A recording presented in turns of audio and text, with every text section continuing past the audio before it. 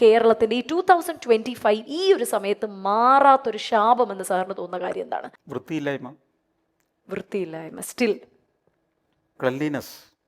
നമ്മുടെ ടൂറിസം ഡെസ്റ്റിനേഷനുകളൊന്നും വൃത്തിയില്ലല്ലോ. ലോകം കണ്ട ആളുകളാണ് ഇവിടെയും വരുന്നത്. ദുബായിൽ നിന്ന് അടുത്ത ഫ്ലൈറ്റ് കയറിയാണ് കൊച്ചി വന്നിറങ്ങുന്നത്. അപ്പോൾ ആളുകൾ ഇത് കമ്പയർ ചെയ്യില്ലേ? സിംഗപ്പൂരിൽ നിന്ന് മറ്റൊരു ഫ്ലൈറ്റിലായിരിക്കും ഇങ്ങോട്ട് വന്നിറങ്ങുക. അപ്പോൾ കമ്പയർ ചെയ്യില്ലേ? അപ്പോൾ കമ്പാരിസണിൻ്റെ അടുത്ത് നിൽക്കാൻ പറ്റുന്ന രീതിയിലെങ്കിലും നമ്മൾ എയർപോർട്ടിൽ നിന്ന് സിറ്റി വരെ വരുന്ന വഴിയുടെ രണ്ട് സൈഡിലേക്ക് നോക്കി അവരിയ്ക്കുന്നത്. ആ രണ്ട് സൈഡും കാണുമ്പോൾ എന്താണ് തോന്നുക? അപ്പോൾ അതൊക്കെ വളരെ പ്രധാനപ്പെട്ടതാണ്.